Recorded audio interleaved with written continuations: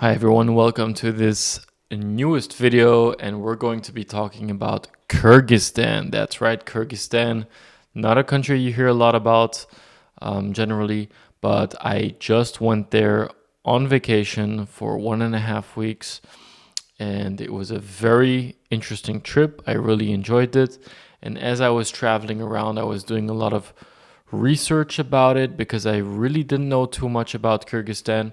And I thought, hey, I'm doing these geopolitical videos anyhow. I'm uploading my travel videos anyhow on my YouTube channel. How about at the end of my travel videos, I also do a analysis on Kyrgyzstan. So that's exactly what this is. This is a geopolitical analysis of Kyrgyzstan. Probably no one's ever made a video about Kyrgyzstan from a geopolitical perspective. Maybe they have. I haven't heard of it, but if you're interested, watch. And I think this is a very interesting topic because I think that these smaller countries often have geopolitically a very interesting positioning, right? They're surrounded by very large, very powerful countries. But so let's jump right in on the second slide in the deck. Where is Kyrgyzstan? Many of you have probably never heard of this country. You may have heard of the stands thanks to Borat, who supposedly came from Kazakhstan. I know it was filmed in Romania, but he came from Kazakhstan. So many people have heard of Kazakhstan. Many people have also heard of Afghanistan because the US invaded and occupied Afghanistan for many years. But many of the countries that are part of the stands, that are part of Central Asia, are not that famous. And so I'm going to name the remaining four that I did not name yet. Those are Turkmenistan, which is known as the North Korea of Central Asia. We have Uzbekistan, which is the country that is probably the most famous in terms of tourism because it has many of these beautiful cities from the Silk Road days. We have Tajikistan. That one is really potentially the least famous of all of these countries. And then we have Kyrgyzstan, which is maybe a jump ahead of Tajikistan in terms of people knowing it, because it has been a tourism/travel location for some time, but it has really been booming recently.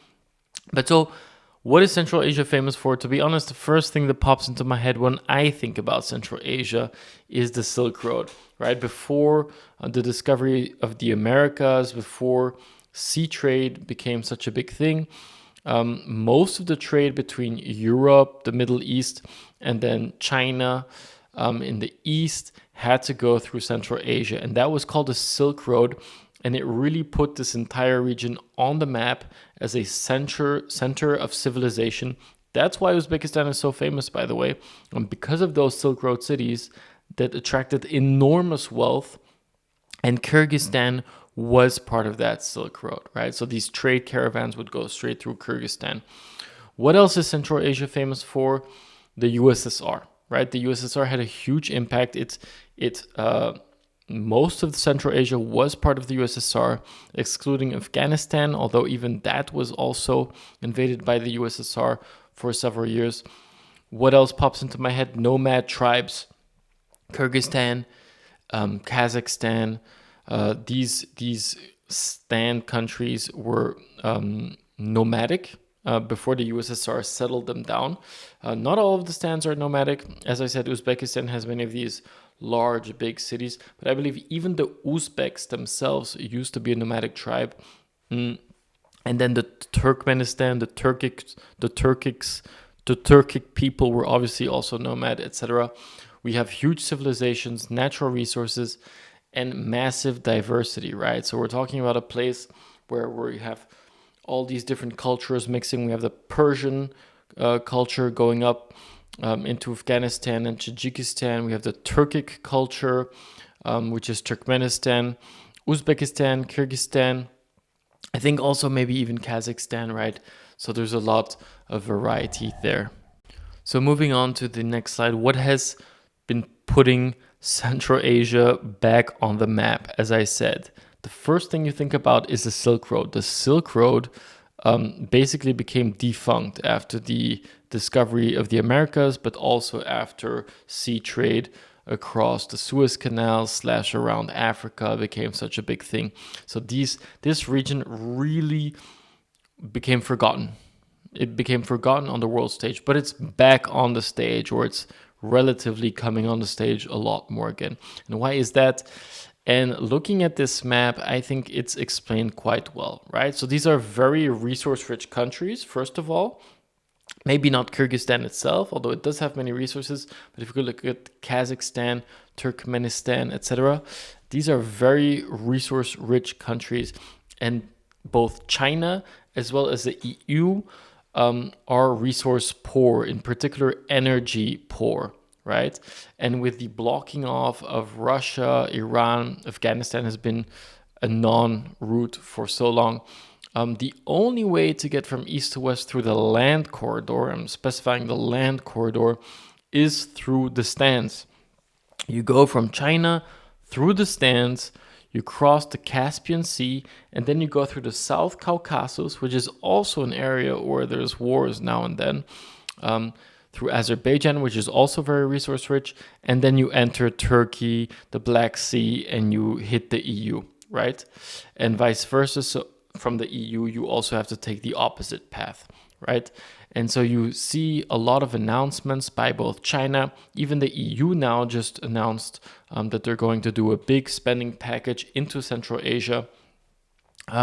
So this region is back on the map, and big powers are investing, especially Eurasian powers like the EU, Russia, China. They're investing into this region, and it's really become quite contested again, let's say, by these large trading powers. And so that is one of the major reasons why this region is back on the map and is booming right now. But so what are we actually talking about? What is Kyrgyzstan? As I said, I was just there on a trip and I really loved it. 1.5 weeks. You can watch my videos. I uploaded 3 videos by the time that you see this video. It's very famous, as you see on these images, for the beautiful views. I mean, the views are incredible. The geography. You have areas that are like steppe. You have areas that are mountainous, extreme mountains. You have Peak Lenin, or the Lenin Peak, which is a very high, famous mountain. You have areas that look like the West in the US, like deserty.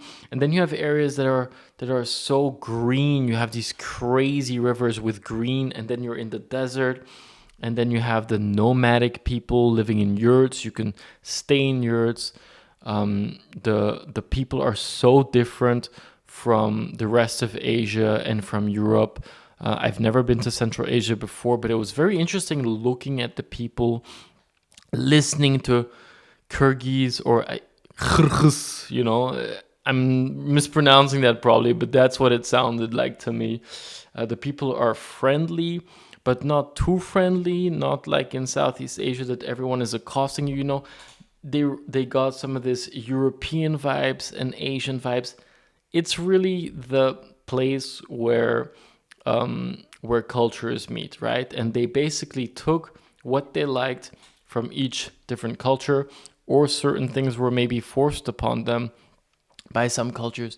But it's a beautiful place, and I do recommend you to go, right? But this is not a video about my trip. This is a video about Kyrgyzstan from a geopolitical perspective. So let's now compare Kyrgyzstan, and let's put it in comparison with its neighbors, right? We have the big neighbors like China and Russia and India nearby. Those are obviously much bigger, much more powerful. But among the stands, where does Kyrgyzstan stand? And the clear conclusion is it doesn't stand much anywhere in comparison. For population-wise, it is almost last, with Turkmenistan at 7 million people. So there you have Kazakhstan, Uzbekistan, and Afghanistan taking the crown. From a GDP, so from an economical perspective, nominal GDP number, Kazakhstan is the most powerful stan. I did not know that, but that country is very rich, right? And when I was traveling in Kyrgyzstan, people said that the difference with Kazakhstan was huge. Yeah. And so Kazakhstan is actually, I believe, since a couple of years, it has even surpassed Russia in terms of GDP per capita. That is somewhat mind blowing. But it is still just 20 million people. Next is Uzbekistan, and then quite a bit further, Turkmenistan, right? And then from an army size perspective, because we do know that that is becoming more and more of an important factor nowadays, that we're entering this multipolar world again. Kazakhstan, Afghanistan, and Uzbekistan are in the clear lead. And Kyrgyzstan is the smallest in terms of military power. So 12,000 troops, putting it behind Tajikistan even, with whom, by the way, it often has border clashes now and then. I believe the last border clash was in 2022 or 2023 because of this Stalinistic era border enclave story that was created back in the USSR as a way to divide and conquer many people. What they did was they essentially put some Tajik territories within Kyrgyzstan and Kyrgyz territories within Tajikistan, or Uzbek territories here and there, as a way to keep people fighting with each other as opposed to fighting against the state, right? So basically, the main conclusion here is actually from a population, from a GDP, and from an army size perspective, Kyrgyzstan may be the smallest or one of the smallest besides Tajikistan in the region, right? So we're talking about within an unknown region of the world, Central Asia. Kyrgyzstan is also one of the smaller dogs on the block, right? So, what is the demographic setup of Kyrgyzstan? Kyrgyzstan is mostly made out of Kyrgyz people, which is a Turkic people, 79%, followed by Uzbeks. The Uzbeks are mostly in the southwest, near the second largest city in Kyrgyzstan, Osh. And then finally, the third major ethnicity are the Russians at 4%, right? The interesting part here is actually that the Kyrgyz have a very strong birth rate, at least relatively strong, which has allowed them to go from approximately 69% of the population back in 2010 to 79% of the population today. And that is actually a significant increase, and that has gone to the detriment mostly of the Russian percentage, which was far higher in the past and even much higher at the end of the Soviet Union, not just because the Russians have a lower fertility rate, but many of the Russians choose to leave Kyrgyzstan because it is a very poor country in comparison with Russia, for example, right? And perhaps they do not fully feel at home there, although from what I saw, especially walking around Bishkek or the cities where the Russians mostly live, the Russians are mostly urban, they are fully accepted within society. But, I was just there for 1.5 weeks, so what do I know? It's a very young country, and that I can confirm 100%. There's kids everywhere. There's kids on every street.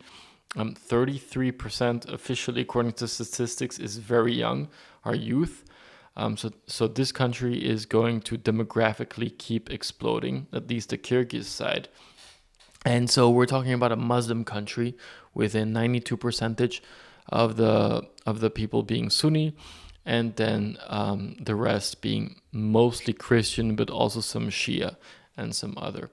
So that is the demographic makeup. But it's also a interesting country because the last statistic put Kyrgyzstan more behind its neighbors. However, when it comes to freedom, to political freedom, actually Kyrgyzstan scores easily as the most free country within Central Asia.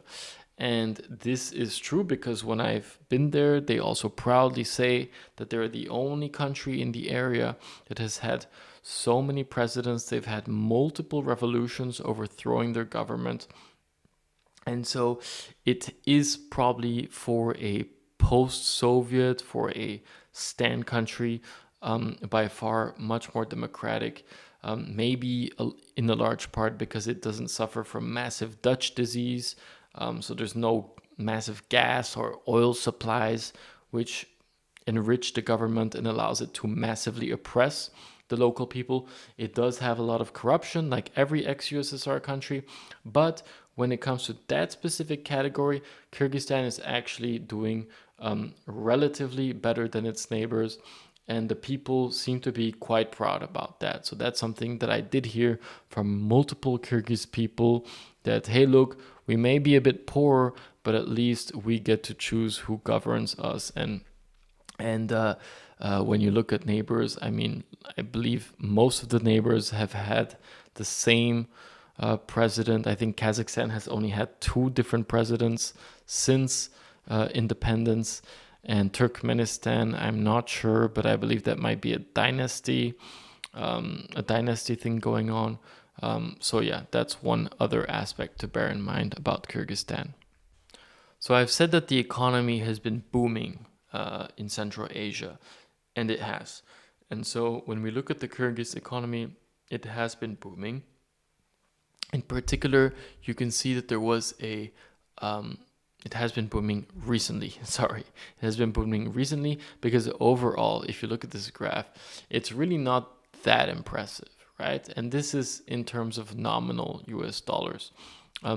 But especially post-USSR, Kyrgyzstan was one of the Soviet states that did not want to become an independent state, but was almost forced to become one. So it was, let's say, it was a net receiver, much like Mississippi in the US is a net receiver of state funds. So was Kyrgyzstan in this situation, or in the EU. I don't know, let's say Romania or Bulgaria are net receivers.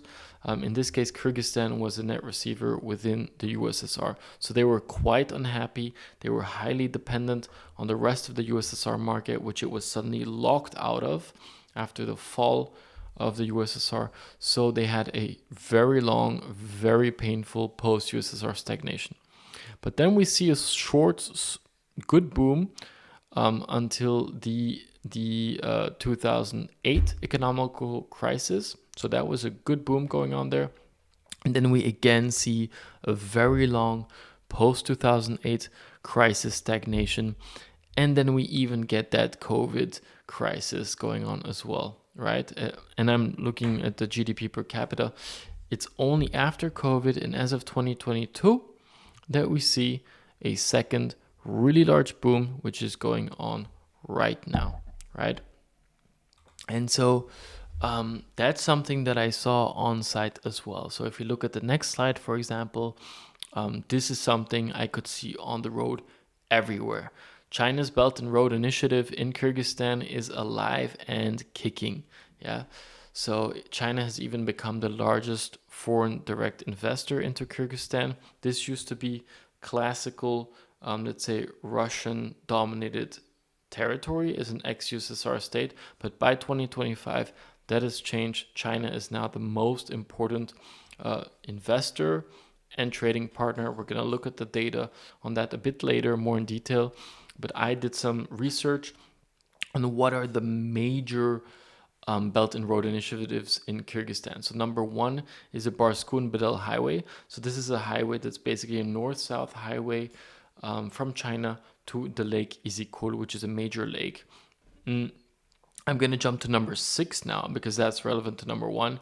At the same time, they're building the Izikul Ring Road Improvement Project. I drove on that highway. It's being built very quickly. Right now, the road is horrible. You're driving on mud and rocks, but the Chinese are there and they're building very quickly and very efficiently. And that's going to connect to the Barskun-Bedel highway, and then itself straight to Bishkek, the capital city, right? And so now going to number 2, the China-Kyrgyzstan-Uzbekistan railway, because all of these highways are not just to get into Kyrgyzstan, they're to get into Kyrgyzstan and beyond. So they're also building a railway from Kashgar, which is, let's say, a major Western Chinese city, all the way through Osh. So Osh is Kyrgyzstan's second most important city, into Uzbekistan, and then Uzbekistan does have some serious railroads already set up all the way further to the west, right? Then we have the Atbashi Trade and Logistics Center at number 3. This is simply a coordination center for logistics that they're setting up within Kyrgyzstan. We have the alternative north-south road, so an alternative to the number 1/6, right? That one goes up further west from more the Kashgar side, across Osh, the second biggest city, and then up into Bishkek. That is also a road that I drove on, and this is indeed being built. Probably all of these roads are going to be done within the next 3 to 5 years. And then we have the Osh-Batken-Isfana highway. This one goes from Osh all the way through those in that area that digs into Tajikistan.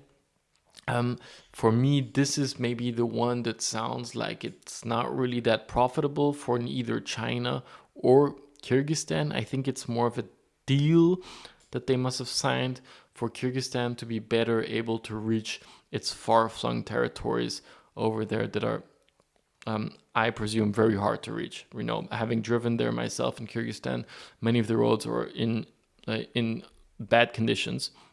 So I don't think it's a profitable road. I think it's more of an economical road. And so, it's probably not going to be used much by China unless they continue that road through Tajikistan and onwards.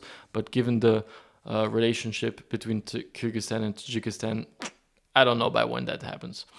And then I've already spoken about number 6, right? So China, I've said, is the number 1 FDI investor, but who is the number 1 military investor, right? Who is going into Kyrgyzstan from a military perspective?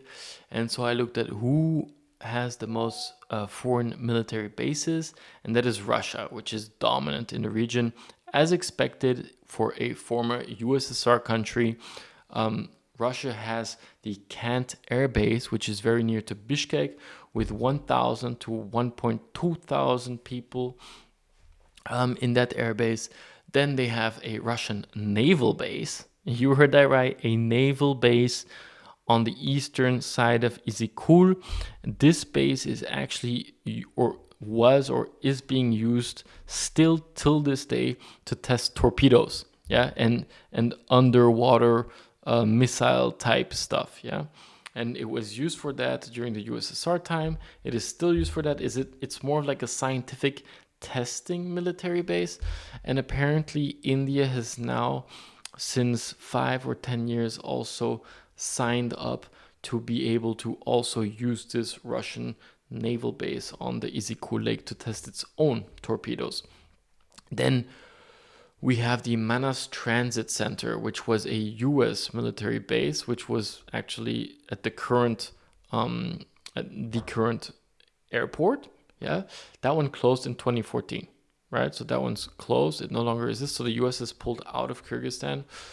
And then we have the Russian southern base that does not exist yet. It's a base that Russia is planning to build in 27/28. Is it really going to be built, what with the war and all, and that being a big distraction for Russia? Who knows? But the idea is to build a base that complements its Bishkek base. They want a base also near Osh, the second biggest city in Kyrgyzstan, right?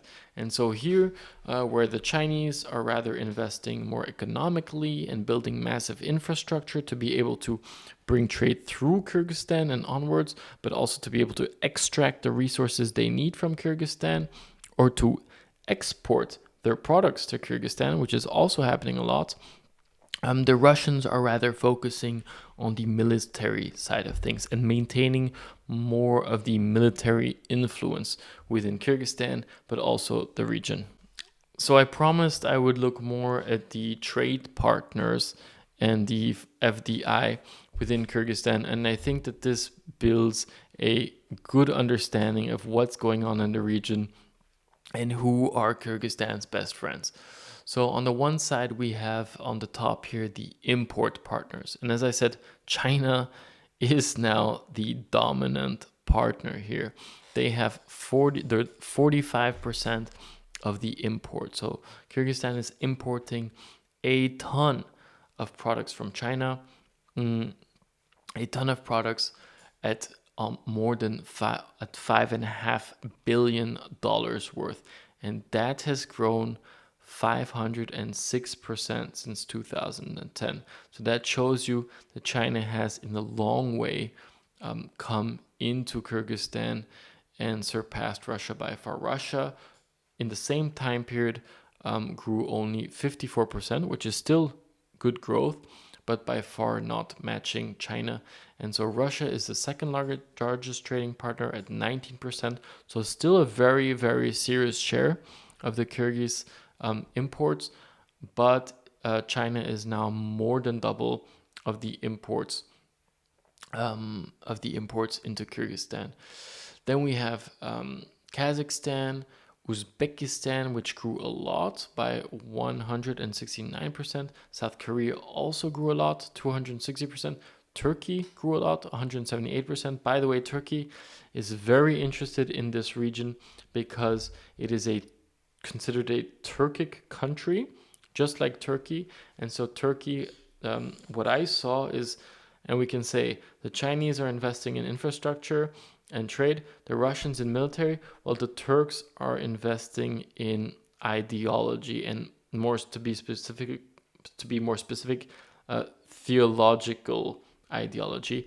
So what you will see now when you drive around Kyrgyzstan is a lot of mosques, and all of them look completely brand new. And the likelihood that these are built by Turkey is, I would say, based on what I saw, maybe 80 to 90%. So Turkey is investing a lot of money in building mosques across Kyrgyzstan in the most random villages. With 10 people, they will have a brand new mosque. Yeah, the houses may look horrible, the road is unpaved, but they will have a brand new mosque. All right, so that's something Turkey is quite focused on. I'm surprised about the US here. The US is so far away from Kyrgyzstan. Germany is also here, Japan as well. And then India, no growth there because India is a new entrant on the top 10 list here for the import partners. From an export partners perspective, that really surprised me. I did not expect that, but the UK has 33% market share, and it is a new partner. So what does that tell us? I mean, I did some research as to why that is. This is 100% because of the Russo-Ukrainian war. So this is a way for those Russian imports to be able to be exported via Kyrgyzstan to the UK. So all the stuff that the UK and the rest of Europe would have bought directly from Russia is now simply being imported into Kyrgyzstan and then re-exported, right?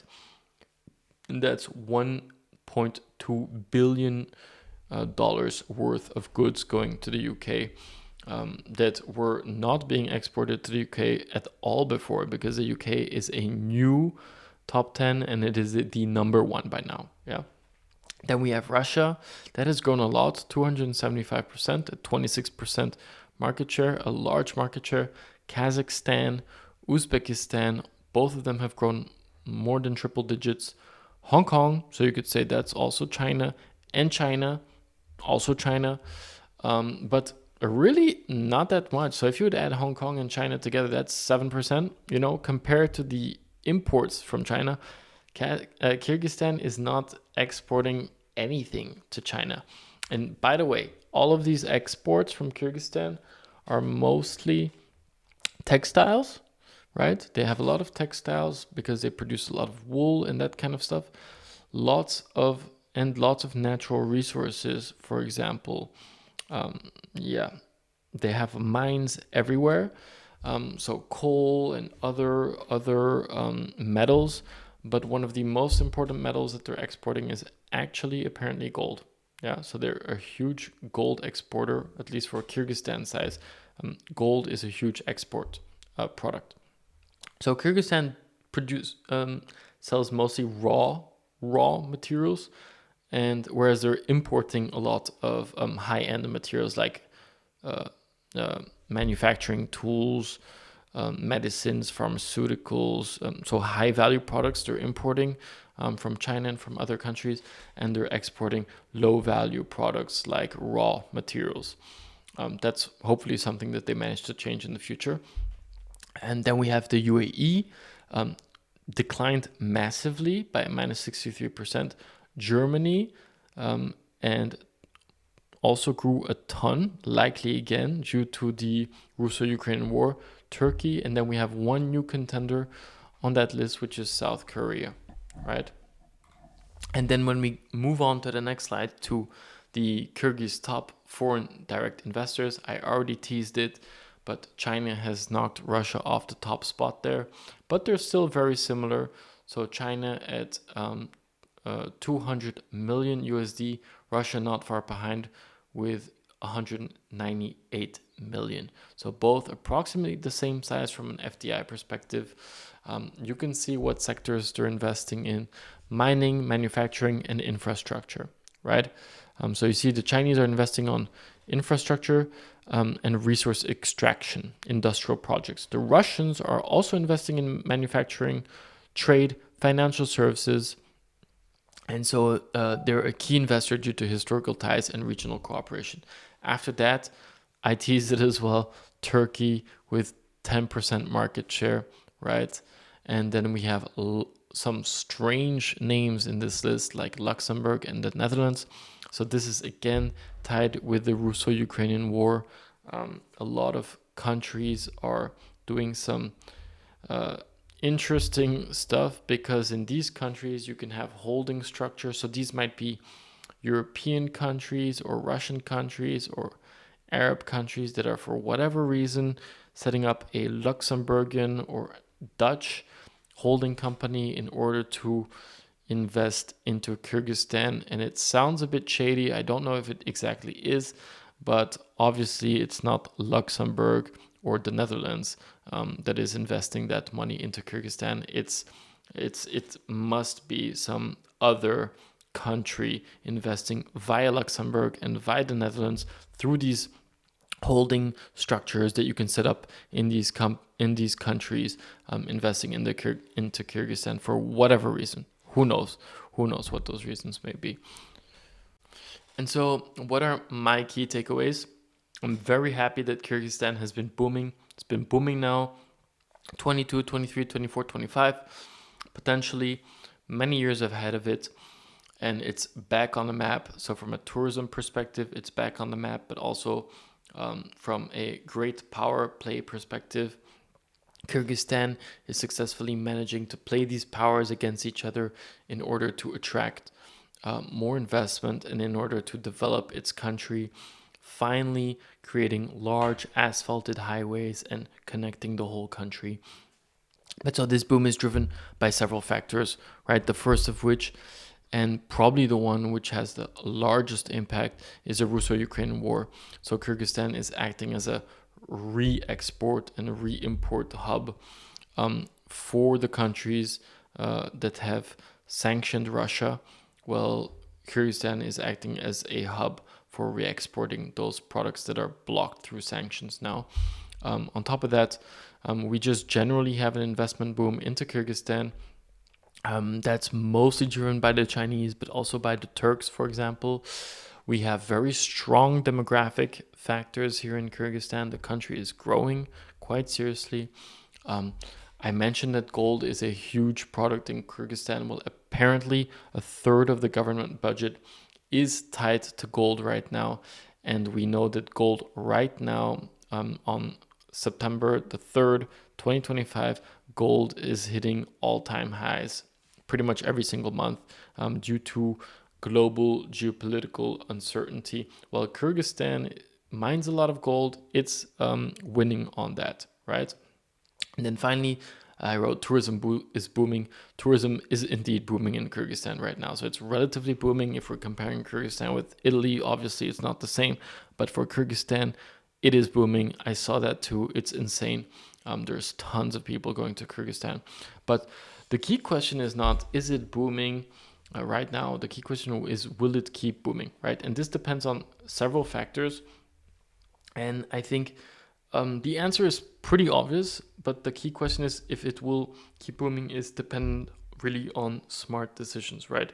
Because we can say that the top factor of this boom is the war. And that war will end eventually, 100%, right? So the main driver in Kyrgyzstan's boom is going to end at some point, be it sooner or later. And this is something that the government has to bear in mind, right? And second of all, the gold factor, which you could say is somewhat tied to number one, but this one is more general, right? Because there's not just the Russo-Ukrainian war, there's generally a lot of political uncertainty, and certain alliances are crumbling and new alliances are forming, so gold is booming, right? But that will or may also end at some point, right? So these two factors are not necessarily sustainable, in my opinion, right? So this is pretty common knowledge. I don't think I'm a genius in having identified that, and I believe that the Kyrgyz government doesn't have to be a genius to identify that issue, because it is a problem as well. And so what answers the question whether Kyrgyzstan will manage to maintain this long-term boom is actually dependent on whether they invest that money smartly right now. So they're getting some very cheap, lots and lots of money due to factors that are outside of their control. Well, they need to take that money, invest it in an intelligent way so that they can, when that eventual crash comes, and it likely will, right? So that when that comes, they have the best cushion and the best setup to at least not crash like they did post-USSR or post-2008 financial crisis, where they had decades of stagnation, right? They need to invest that smartly in order to set up the next boom, or to even be able to maintain that boom and to keep growing their country. And I think that hopefully, with all of the investment going on, the vast infrastructure that is being built up, that they do manage to do that, right? But they will need to shift away from simple resource extraction, raw materials, selling textiles, and they will need to focus on other sectors and parts of the economy, not just be purely dependent on gold and re-exporting products to the West or to Russia via Kyrgyzstan. So if you like this analysis, and if you're interested in more of these types of videos, please do like, comment, and subscribe. I hope that no one is offended by my conclusions or my views on this country. As I said, I really did enjoy my time in Kyrgyzstan. It's a very interesting, very beautiful country, and I fully recommend everyone to go there and to support that economy to keep growing. But I'm sure that some things that I said you will disagree with, and if you do, or if you agree, leave a comment. I'm curious about your opinion, and to learn more from your comments. I get ideas from that every day. So thank you for attention. And if you do want to support me more, well, you can also support me more by buying this AI Revolution book that I published. You can buy it on Amazon at a good price, and you can find the link to that, the link to my book, in the video description. Thank you very much, and have a nice day.